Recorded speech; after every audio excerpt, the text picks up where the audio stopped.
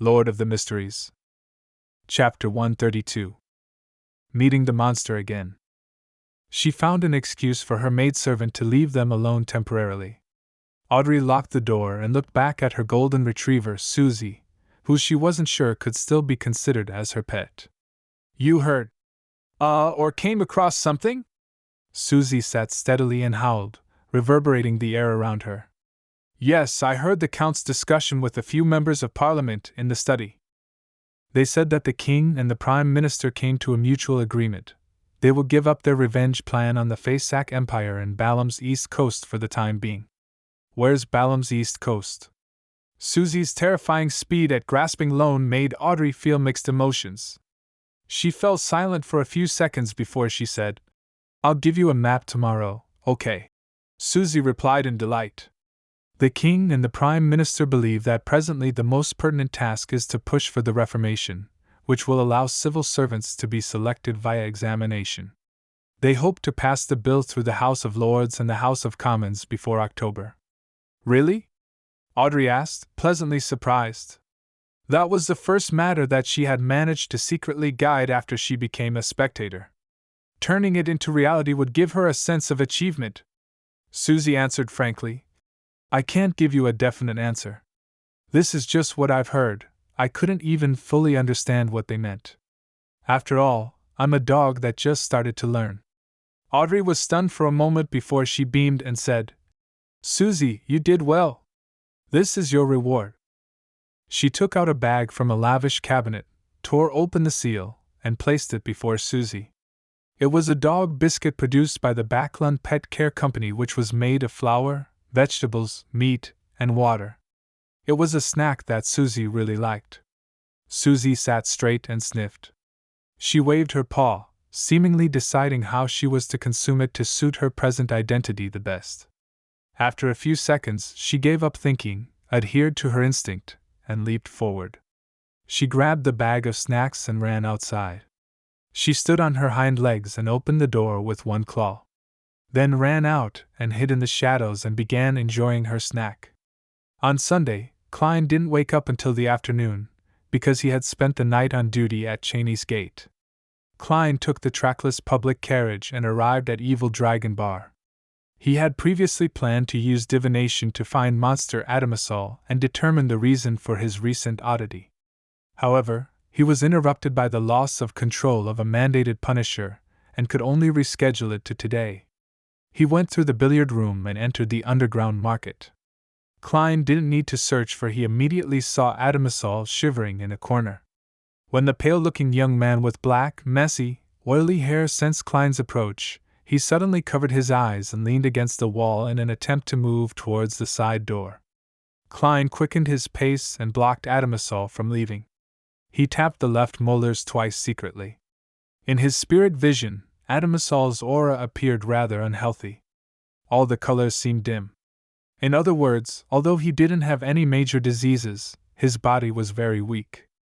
At the same time, Klein realized that vibrant fear and anxiety were revealed in the monster's emotions. He had lost almost all of the blue that represented rational thinking. The surface of his astral projection extended from the depths of his ether body. The color was a unified, transparent, and colorless, just like pure light. Is this the uniqueness of a naturally born monster? Klein nodded indiscernibly as he stared at Adamasol's face and said, What did you see recently? What did you come across? Why are you hiding in a corner and quivering while saying that there are all corpses and that everyone is dead? Adamasol lowered his head and looked towards his toes. It seemed like he didn't dare to look directly at the person before him. He was shivering almost violently in his grayish-blue trousers and ragged linen shirt. He replied in a fluster, No, I didn't see anything. And no, I only had a dream. There's blood everywhere in the dream and corpses scattered everywhere. Ha ha! Boo-hoo! I was among the corpses. I was there. I'm gonna die, I'm gonna die. I don't want to die, I don't want to die. He laughed, and he cried. His reply confused Klein. Klein massaged his temples and lowered his voice to ask again, Why are you afraid of me? Adamasol was taken aback for a few seconds when he suddenly squatted down. He yelled in extreme fear. No! No! Everyone looked over and Klein suddenly felt awkward. I didn't do anything to you. Why are you screaming as though something happened? He laughed dryly. He saw that Adamasol had curled up in a trembling fetal position. Besides begging for mercy, he didn't say anything else. Klein had no choice but to distance himself and pretend that he was just passing by. Maybe I should ask Mr. Azek for advice. But he just went on vacation to the northern part of the Fasak Empire last week, and he'll only return next Thursday or Friday. Before that, I have to first report to Captain. Klein covered his mouth as he yawned. He turned and left the underground market. After he got his salary that week, his private stash returned to £8.10 solely. However, truly rare Beyonder ingredients were so expensive that he could only window shop. Of course, if he wasn't afraid of the high interest, he could get a short-term loan from Swain. When he exited Evil Dragon Bar and waited for the public carriage, Klein considered the future developments. In another week, the £12 from my advanced salary at the beginning will be cleared. The money that I bring home will finally reach £3 a week. Melissa will have no excuse about delaying the hiring of a maidservant. The other £3 will remain a secret, and I'll save up more money for myself. And I have to quickly get the telepathist formula or related clues from Daxter Guderian. I can use the excuse of giving an underling funds to exchange it for cash from Miss Justice. This could be done through an anonymous bank transfer. During the process, I'll cause interference via divination. That will be very safe and it won't reveal my identity. After getting on a public carriage, Klein didn't head to the Blackthorn Security Company directly but planned on heading to the Divination Club for 2 hours. It was part of the work needed to foreshadow his digestion of the potion. Plus, Klein was now considered famous in the divination industry. There were returning customers from the past, and there were also referrals. On average, he would have more than 10 divinations in an afternoon. Hence, even though he only went twice a week, he could still make a profit of £0.50. To the impoverished Mr. Fool, it was better than nothing. Sigh, it's a pity that I made it sound too good at the beginning and fostered too perfect of an image. I can't just change my divination fees as I wish. While sitting in the meeting room at the Divination Club, Klein thought to himself helplessly as he drank his side black tea. With his present fame, people would still seek his services even if he charged for solely. However, as a seer that respected fate, he could only continue to charge 8 pence. Although Klein had fully digested the potion, he wasn't willing to take the risk of going against the seer principles that he previously summarized. That included not obtaining excessive benefits from divination. After all, he didn't know if it would lead to losing control or other negative effects. The confidential information the Nighthawks had didn't include the concept of digesting. Thus, Klein couldn't determine if there was still risks after fully digesting the potion, or if he could do anything that was against the principle. Just as he was thinking about these things, the beautiful attendant named Angelica came in and walked over to him. She leaned down and softly said, "Mr. Moretti, someone wishes for your divination. Red agate room." All right. Klein had checked if it was a suitable day to visit the Divination Club before he came, and he had obtained a definite answer from his divination. He took his silk top hat, exited the meeting room, and saw his customer that was waiting at the door of the red agate room. The customer was a maiden around 16 years old. She was wearing a light blue ruffled dress and holding a gauze hat of the same color. She had brown curly hair, a cute face with baby fat, and a pair of beautiful light blue eyes. Elizabeth? Klein recognized his sister's good friend, Elizabeth, who studied at the Ivos public school.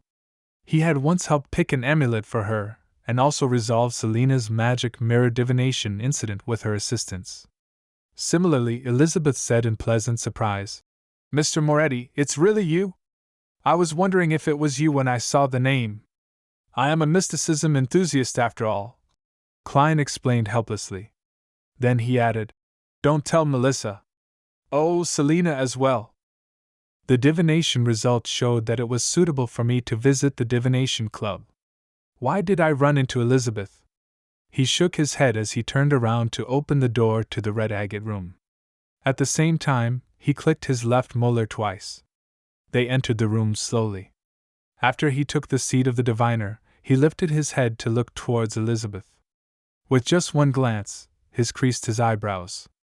There was a faint layer of gloomy green in the maiden's energy field.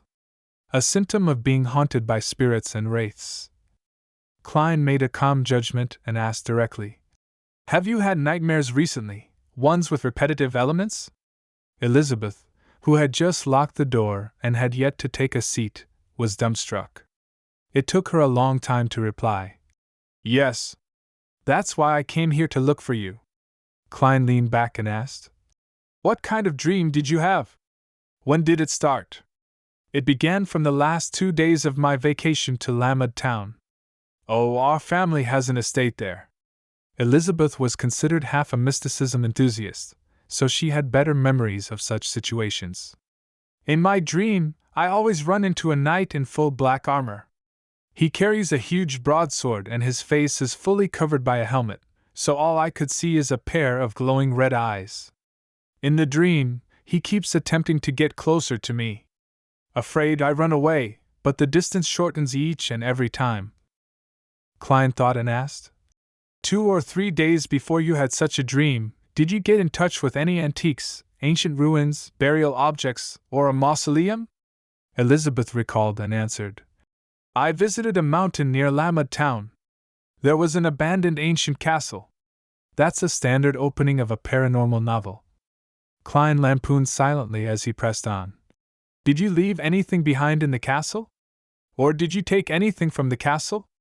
Elizabeth creased her beautiful eyebrows and answered moments later in uncertainty. "I got cut by brambles and bled. Does leaving blood behind count?" Klein nodded with a mask of solemnity and answered in a deep voice, "Yes.